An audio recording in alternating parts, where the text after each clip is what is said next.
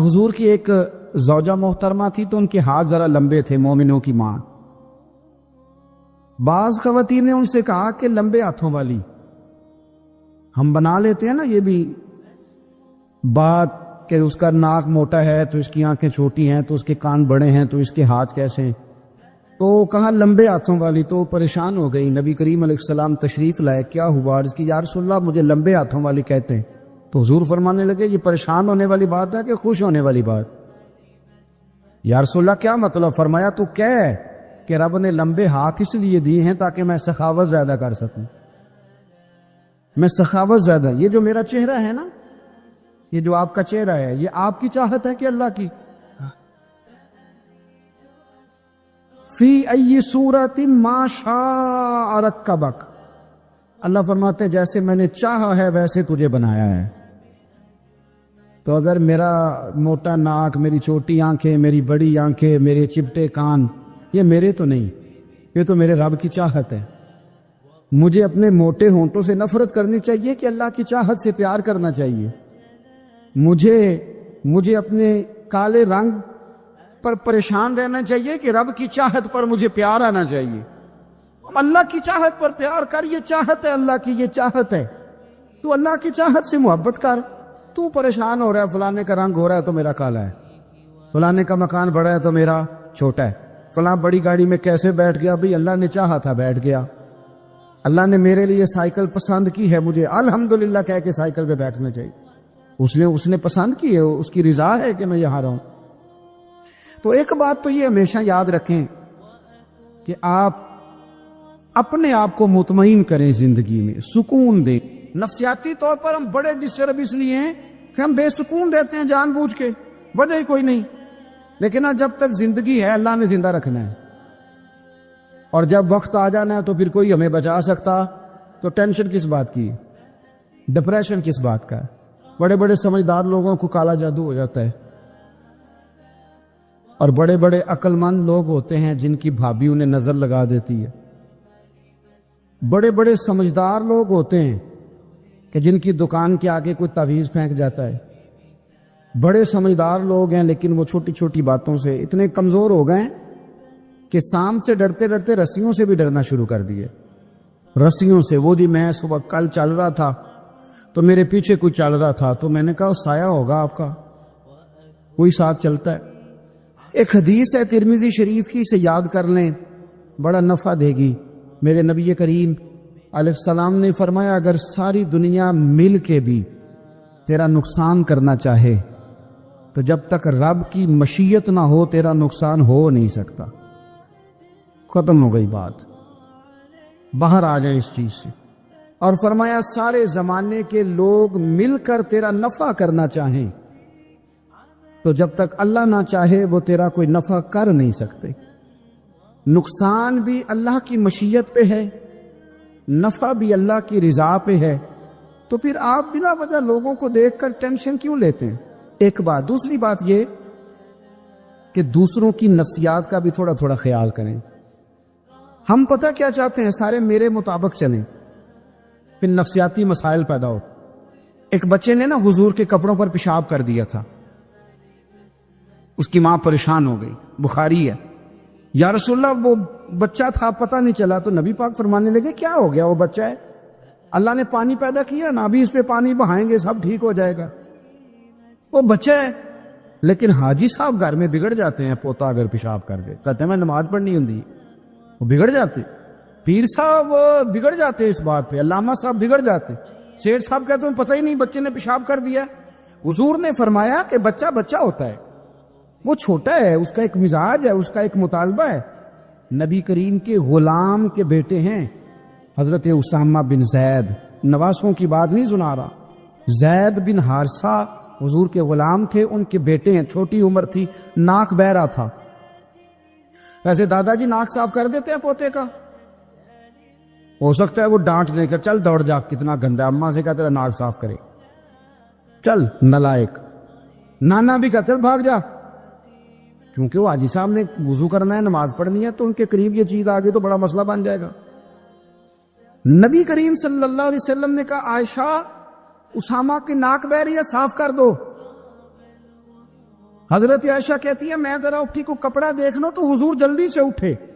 ایک روایت تو یہ ہے کہ حضور نے ناک پونچھ دیا، اور دوسری میں کہ نبی پاک قریب پہنچ گئے. جناب عائشہ کہتے ہیں میں نے ہاتھ پکڑ لیا، میں نے کہا حضور کپڑا لینے گئی تھی، آ گئی. کہتے میں نے اپنے ہاتھوں سے ان کی ناک صاف کر دی، ریڑھ صاف کر دیا. اللہ کے رسول گویا میری طرف دیکھ کے مسکرائے، حضور راضی ہوئے. بچے تو بچے ہوتے ہیں، بچے تو بچے ہوتے ہیں. اب آپ کو بچہ حاجی صاحب مانے، پہلے نمازی صاحب مانے، آپ کو پہلے بچہ جو ہے وہ بڑا سیانا مانے، سمجھدار مانے، عقل مند مانے، پیر صاحب مانے. چھوٹا بچہ تو وہ نہیں مان سکتا. آپ اس کی نفسیات کے مطابق اس کے ساتھ چلیں. اب رویہ وہ رکھیں کہ وہ بچہ ہے، وہ چھوٹا ہے. حضور بچوں کے پاس سے گزرتے تھے تو انہیں سلام کہتے تھے. آپ بھی کہتے ہیں، آج سے کہیں گے. حضور گزرتے چھوٹے کہتے السلام علیکم. اور نبی پاک صلی اللہ علیہ وسلم کبھی کبھی نا بچے کھیل رہے ہوتے تو حضور بیٹھ جاتے، فرماتے یار میرے سینے سے تو لگو. حضور زمین پہ بیٹھ جاتے، بچہ یوں ہاتھ پہ، بچہ دوڑا آتا، حضور کے سینے سے جب لگتا تو نبی پاک گر جاتے اور فرماتے اوئے ہوئے تم نے تو مجھے گرا ہی دیا ہے. یہ بچوں کے ساتھ آپ جو رویہ رکھیں گے وہ میٹھا ہوگا. اب آپ کہیں گے چونکہ اب میں ایک عہدے پہ ہوں، میں ایک منصب پہ ہوں، تو یہ آپ کی نفسیاتی کمزوری ہے. پھر کیا ہوتا ہے، بچوں کو ڈانٹ کے رکھا جاتا ہے، بے جا ڈانٹ ڈپٹ، بے جا سختی، اور بے جا ان کے ساتھ رویے، اور ان کے ساتھ بڑی عجیب و غریب قسم کی جو ہے وہ ہماری جو ہے وہ گھٹن کیپ آ جاتا ہے بچوں کے درمیان. بچے، میں کہا کرتا ہوں، پھر بچے ہمیں دکھ نہیں سناتے، وہ پھر غلط آدمی کو دوست بناتے ہیں، پھر اس غلط آدمی کو اپنی بات بتاتے ہیں، غلط آدمی رازدار بن جاتا ہے. آپ ان کی نفسیات کے مطابق ان سے پیار کریں، انہیں ٹائم دیں. پھر نوجوان جب کوئی ہو جاتا ہے تو اس کی سوچیں جوان ہو جاتی ہیں. نوجوانوں سے معذرت کے ساتھ نبی پاک علیہ السلام نے نوجوانوں کی حکومت سے پناہ مانگی، نوجوانوں کی حکومت سے پناہ مانگی ہے، اس لیے کہ نوجوان بڑی جلدی پیار بھی کرتا ہے اور بڑی جلدی نفرت بھی کرتا ہے. سوچیں مضبوط نہیں ہوتی. نوجوان آدمی، جوان آدمی، بکھری ہوئی سوچیں ہوتی ہیں. میرے رسول کریم صلی اللہ علیہ وسلم نوجوانوں سے ان کے مزاج کے مطابق ڈیل کرتے تھے، ان کی طبیعت کے مطابق ان کی ذہن سازی کرتے.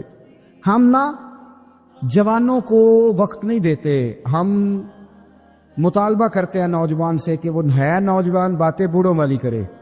اگر جوانی میں بوڑھوں والی باتیں کرے تو پھر تو شیخ سعدی کہتے ہیں سارے بوڑھے چھوڑ کے اس نوجوان کے پاس بیٹھو، اس کے پاس فیض زیادہ ہے. اگر ایسا ہو جائے، کیونکہ در جوانی توبہ کردن شیوہ پیغمبری، یہ تو اچھی بات ہے، لیکن میرے عزیز اگر ایسا نہ ہو، ایسا ممکن نہ ہو، تو پھر نوجوان کو آپ اس کی طبیعت کے مطابق ڈیل کریں. آپ اس کی سوچ دیکھیں، اس کا رویہ دیکھیں، اس سے پیار کریں. نبی کریم علیہ السلام کے پاس ایک نوجوان داخل ہوا، اندر داخل ہوتے ہی اس نے فٹافٹ ایک بات کر دی. کہنے لگا یا رسول اللہ مجھے زنا کی اجازت دے دے. میرے جذبات بہت پھٹک گئے، میں روک نہیں سکتا. ہمارے ہاں ہمارے گھر میں کوئی فون کرے تو ہم غیرت مند بن جاتے ہیں. میری غیرت کو گوارا نہیں کہ کوئی میرے گھر میں فون کرے، اور اگر میں کسی کے گھر میں فون کروں تو پھر غیرت کدھر گئی؟ پھر بھی آپ غیرت مند نہیں صاحب، پھر بھی آپ غیرت مند نہیں. اگر آپ کسی کے گھر فون کرتے ہیں آپ غیرت مند نہیں، تو یاد رکھیں اگر آپ یہ حرکت کر رہے ہیں تو پھر آپ کو بھی تھوڑا احساس ہونا چاہیے نا. نبی کریم صلی اللہ تعالی علیہ وسلم سے اس نے کہا مجھے زنا کی اجازت دے دے. حضور فرمانے لگے آگے آ جاؤ. حضرت عمر کہتے ہیں مجھے بڑا غصہ تھا، میرا دل کر رہا تھا اٹھوں اور 2 تھپڑ ماروں اسے. یہ طریقہ ہے بات کرنے کا. حضور نے بلایا، پاس بٹھایا، تھپکی دی. فرمایا ایک بات تو بتا، تیرے سوال کا جواب پھر دیتا ہوں. ایک بات تو بتا.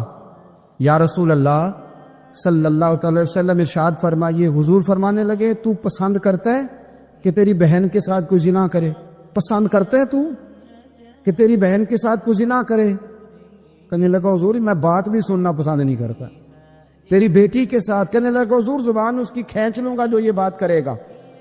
کہا تیری ماں، تیری پھوپھی، خالہ کا؟ حضور خبردار، کسی بندے کو میں اجازت نہیں دوں گا.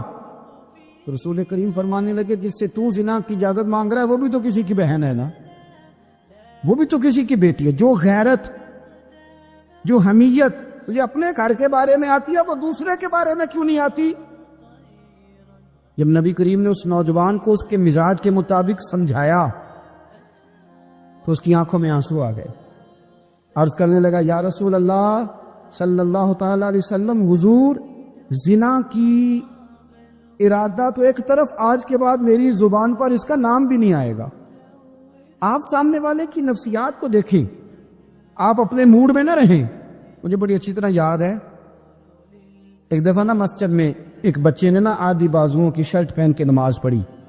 ایک بابا جی نے ان کو نا منع کیا، کہنے پورا کپڑے پا کے آیا کر، پتہ نہیں تمہیں.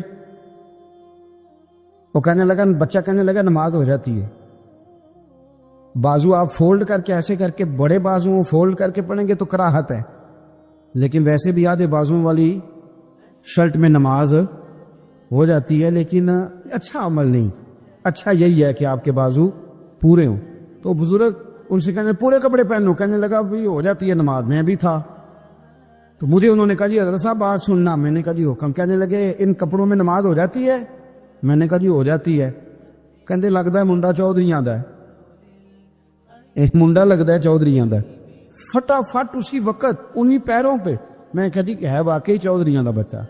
لیکن مسئلہ یہ ہے کہ دین چودھری کے لیے بھی وہی ہے اور غریب کے لیے بھی. تو آپ اس بچے بیچارے کو اندر آنے تو دیں، اس کو مسجد میں داخل ہونے دیں، انشاءاللہ کپڑے بھی ٹھیک پہن کے آ ہی جائے گا. لیکن ہم نے تو ذہن بنا لیا ہے کہ ہم نے اپنی مرضی کے مطابق لوگوں کو قابو کرنا ہے. ہم لوگ لوگوں کی ذہن کے مطابق اترنے کو تیار نہیں، بس سارے میرے مطابق چلیں. یہ تو بات کو پیشوا کرے گا، مقتدا کرے گا، وہ بھی سمجھائے گا. رسول کریم علیہ الصلوۃ والسلام لوگوں کو جبرن نہیں جھکاتے تھے، حضور دلائل دیتے تھے. نوجوان بچوں کو موقع دیں، انہیں سمجھائیں، انہیں قائل کریں، ان سے پیار کریں، ان کی نفسیات کو سمجھیں، اس کے مطابق ان کے ساتھ آپ ڈیل کریں، پھر آگے بڑھیں. عورتوں کے بارے میں میرے نبی کریم علیہ السلام نے بڑی نصیحت فرمائی ہے. محبوب کریم فرمانے لگے عورت ٹیڑھی پسلی سے پیدا کی گئی ہے، سیدھا کرنا چاہو گے ٹوٹ جائے گی. یہ جیسی ہے اس کے ساتھ ویسے ہی گزارا کرو، اس کی نفسیات کو سمجھ جاؤ. عورت تھوڑا سا چاہتی ہے کہ وہ کھانا پکائے تو اس کی تعریف کر دی جائے. تو بھائی کھڑی ہے صبح سے بھرتی خانے میں، دو لفظ بولنے میں کوئی حرج ہے؟ اور اگر کبھی نمک زیادہ ہو بھی جائے تو کیا خیال ہے، بیوی جان بوجھ کے زیادہ ڈالتی ہے؟ اس کا شوق ہے کہ اس کی انسلٹ ہو؟ ہمارا رویہ اتنا سخت ہوتا ہے، بعض اوقات اتنا تکلیف دہ ہوتا ہے کہ اس سے جذبات کو ٹھیس پہنچتی، مزاج میں خرابی آتی. تھوڑی تعریف دیکھیں، عورت چاہتی ہے تھوڑا سا کہ میرے خاندان والے، میرے سسرال والے میری تھوڑی عزت کریں. تو وہ اگر سارا کچھ چھوڑ چھاڑ کے آ گئی ہے تو اس طرح ہم اپنی بیٹی کے لیے ذہن رکھتے ہیں عزت کا، اگر تھوڑا اس کے لیے بھی بنا لیں گے تو میرا خیال ہے کوئی حرج والی بات. ہم نا لوگوں کا خیال رکھنے کی بجائے لوگوں کو چڑھاتے ہیں. ناراض تو نہیں ہو جائیں گے آپ؟ نہیں، رہن دینے لگتا ہے تو ہو جانا ہے. بھائی چڑھاتے ہیں لوگ. کسی نے کہہ دیا نا کہ یہ میرے گھر نہ آئے آج کے بعد، باپ نے بیٹے کو کہہ دی یہ تیرے رشتہ دار نہ آئے، وہ کہتا تو سویرے ضرور آئیں، ویکھاں گا تینوں کڑا ڈکدا ہے، آنا صبح. وہ کسی نے کہہ دیا نا اس گلی سے نہ گزرنا، کہنا میں ابھی گزروں گا، تو دیکھ لے جو تو نے کرنا ہے.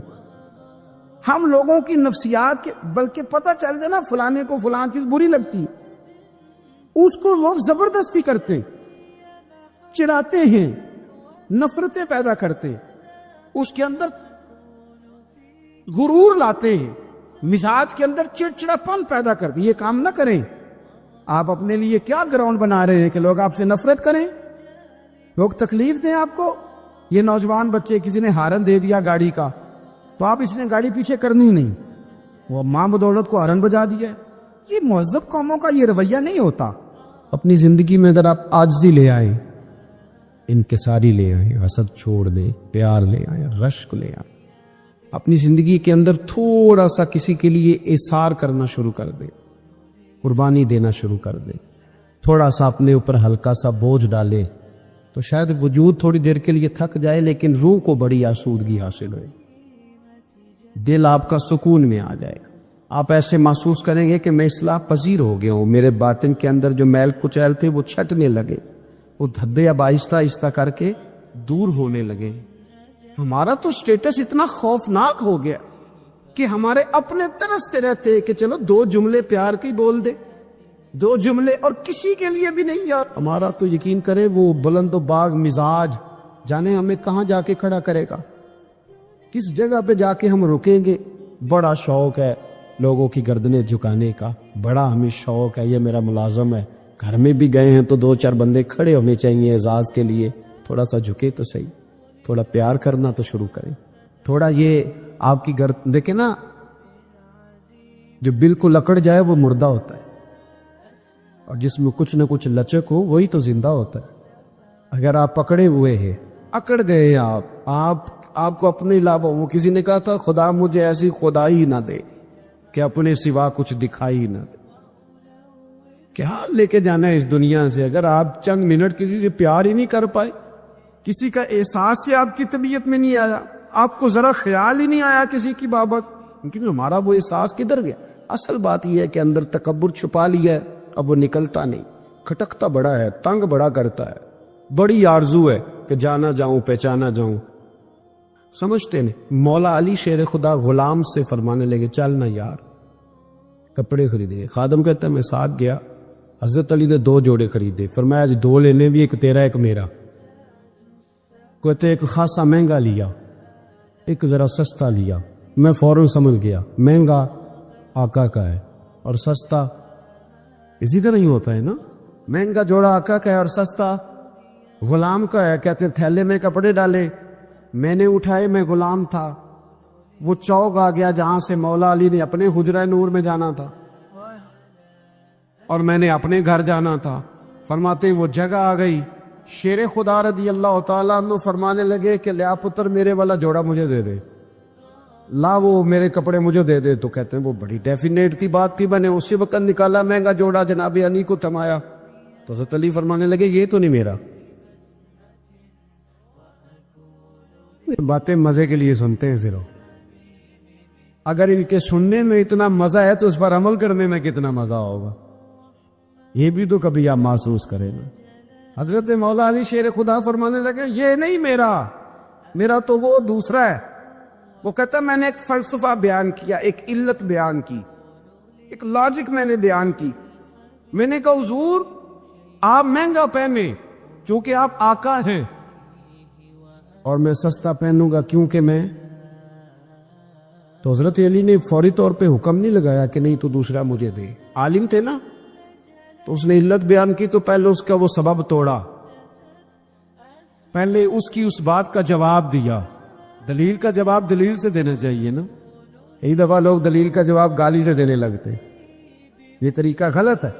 حضرت علی سے اس نے کہا ایک علت بیان، ایک سبب بیان. کہنے لگا حضور آپ چونکہ آقا ہیں، آپ جوڑا پہنے مہنگا، آپ کپڑے استعمال کریں مہنگے، میں چونکہ غلام ہوں تو میں استعمال کروں گا سستے. تو حضرت علی کہنے لگے تو یہ والا فلسفہ نہ بیان کر، تو میرے والا کر. میں تجھے بتاتا ہوں ایک سبب وہ والا لگا لے، یہاں وہ حکم لگا. اس نے کہا حضور وہ کون سا؟ فرمانے لگے تو سستا مجھے دے نا کیونکہ میں بوڑھا ہوں، اور تو مہنگا استعمال کرنا اس لیے کہ تو جوان ہے، اور جو جوان ہوتے ہیں وہ مہنگے کپڑے پہنتے ہیں. فرمایا یہ والا نقطہ یہاں لگا نا، یہ کلیہ یہاں استعمال کر. تو خادم کہتا ہے کہ حضرت علی نے مجھے شان بھی دے دی، اعزاز بھی دے دیا، اور مجھے بات بھی سمجھا دی. سیدہ طیبہ طاہرہ حضرت عائشہ صدیقہ ہاں فرماتے ہیں لوگوں ہم اس رسول کے ماننے والے ہیں جو جملوں کا بھی خیال کرتے تھے. کسی کی آج انداز تکلم کس طرح کا ہے، کوئی کس طرح، اس کا بھی حضور خیال کرتے. ایک دن مجھے گھر میں بیٹھے بیٹھے فرمانے لگے عائشہ جب تو راضی ہوتی ہے تب بھی مجھے پتہ چل جاتا ہے، اور جب تو ذرا تھوڑا سا دل میں ایک بات رکھتی ہے تو پتہ مجھے پھر بھی چل جاتا ہے. وہ جناب عائشہ کہتے میں نے فٹافٹ عرض کی حضور مجھے میری ماں روئے. میں اور آپ کی فرمایا چپ کر ذرا سن تو لے، پہلے ذرا سن تو صحیح نا، ذرا سن یا رسول اللہ حکم کریں. تو محبوب فرمانے لگے کبھی کبھی کسی دوسری بیوی کے پاس ذرا وقت گزاروں تو تیرے دل میں بات تو آ ہی جاتی ہے نا، ذرا سن نا حضور حکم کریں. تو محبوب فرمانے لگے جب تو راضی ہوتی ہے نا، تیرا طریقہ ہے کبھی کبھی قسم اٹھاتی ہے، جب تو ہوتی ہے نا مجھ سے ناراض تو کہتی ہے مجھے ابراہیم کے رب کی قسم، مجھے حضرت ابراہیم علیہ السلام کے رب کی قسم، اور جب تو راضی ہوتی ہے تو فرماتی ہے مجھے محمد عربی کے رب کی قسم۔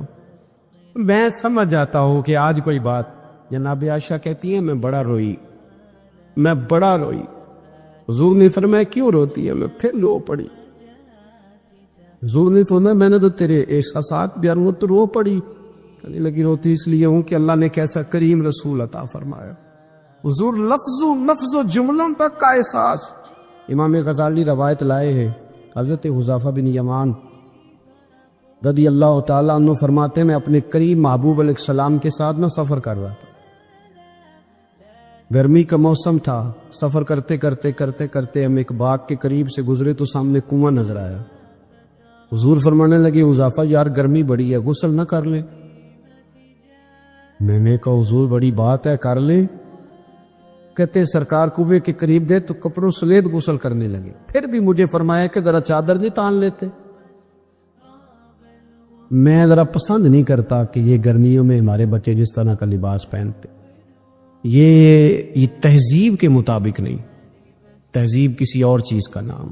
آپ ذرا کھلا لباس پہنیں اور آپ ذرا کچھ چیزوں کو چھپائیں، آپ مہذب لگیں گے، آپ مناسب لگیں گے۔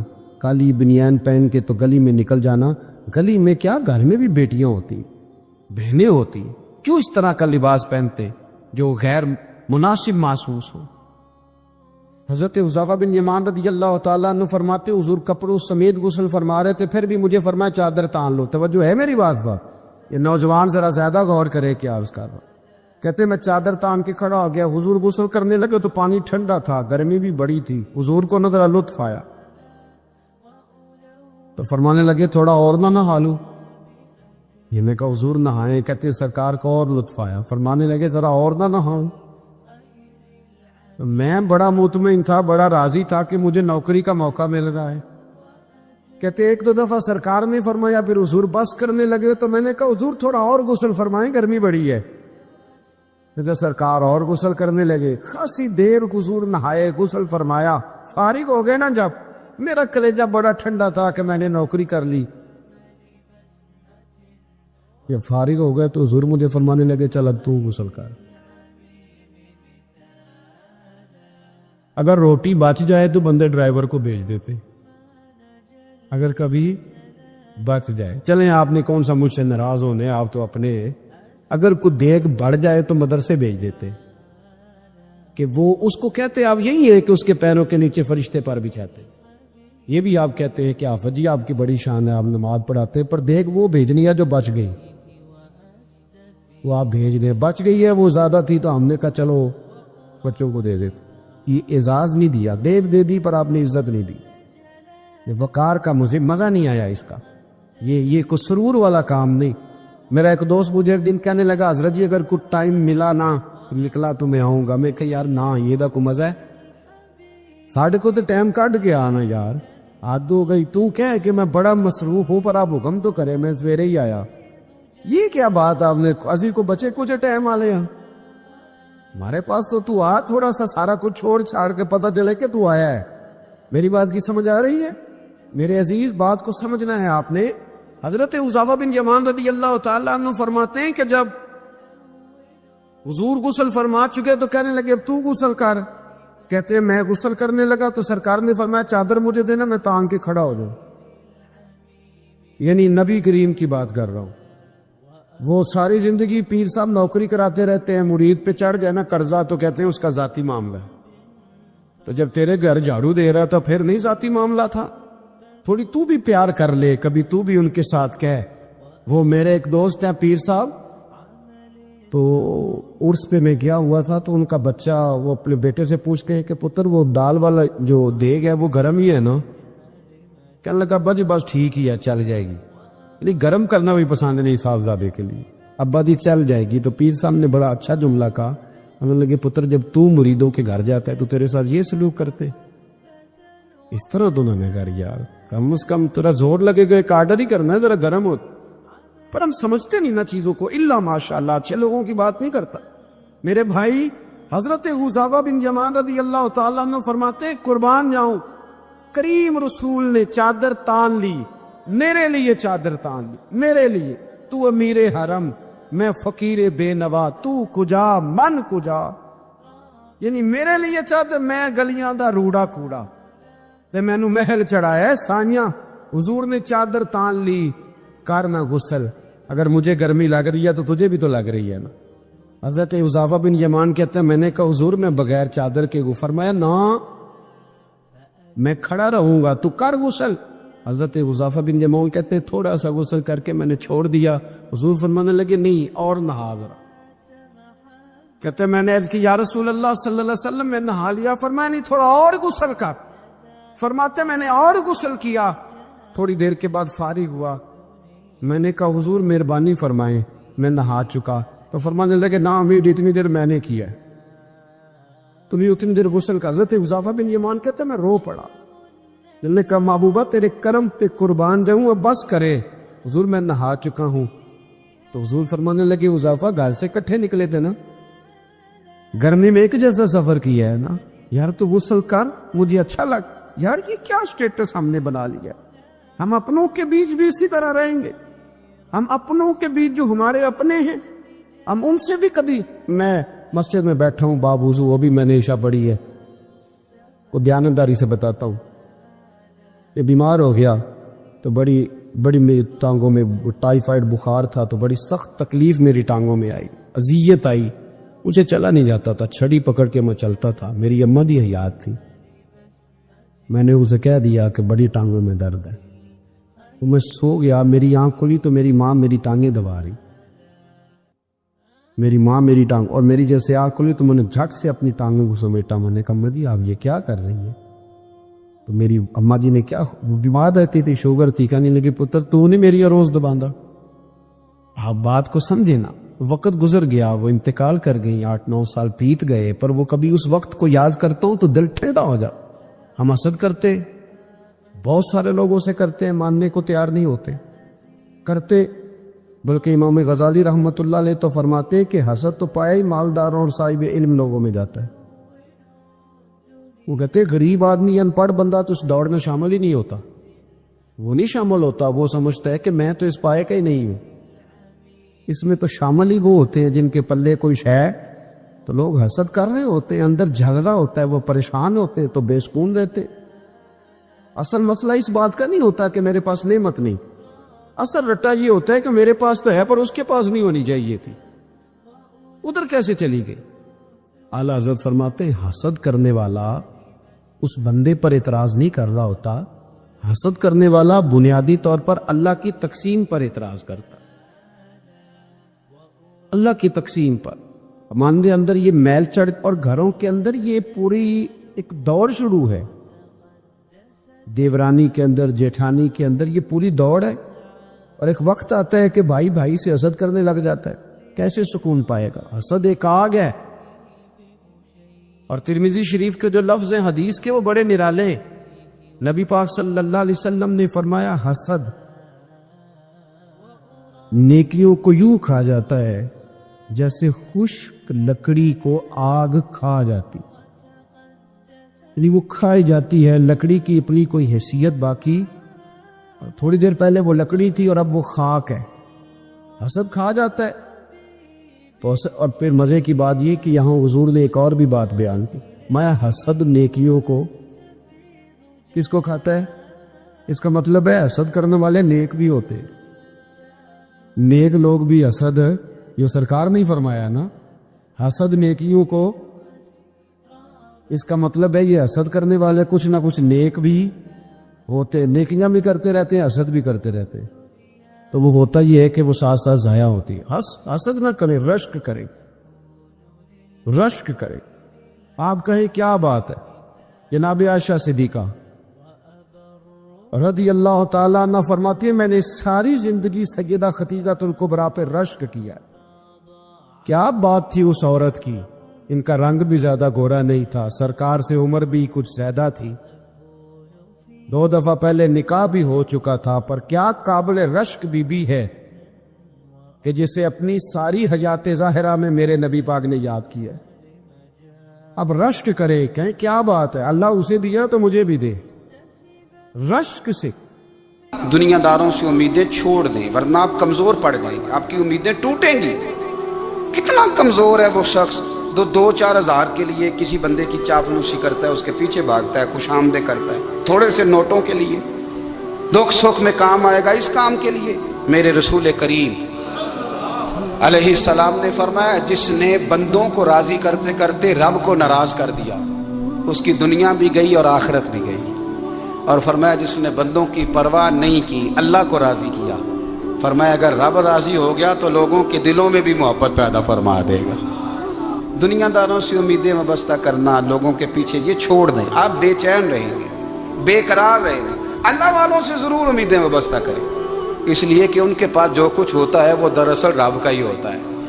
لیکن سیٹھوں سے، نوابوں سے، سیاستدانوں سے باز آ جائیں، ہماری بڑی امیدیں وابستہ ہیں۔ میں اکثر کہتا ہوں جتنے پھیرے نوکری کے لیے دنیا دار کے دروازے پہ لگائے ہیں نا، اس سے کم دفعہ مسجد میں نفل پڑے ہوتے تو رب اتنی بڑی مہربانی فرما دیتا۔ اگر چاہتے ہو کہ زندگی میں اطمینان ملے تو خدا را حقیقت پسندوں والی زندگی گزارو۔ یہ فضاؤں میں زندہ رہنا، ہواؤں میں، اللہ بڑا معاف کرنے والا ہے، اللہ بڑا کریم ہے، معاف کر دے گا، تو بھئی یہ بات صحابہ کو بھی پتا تھی۔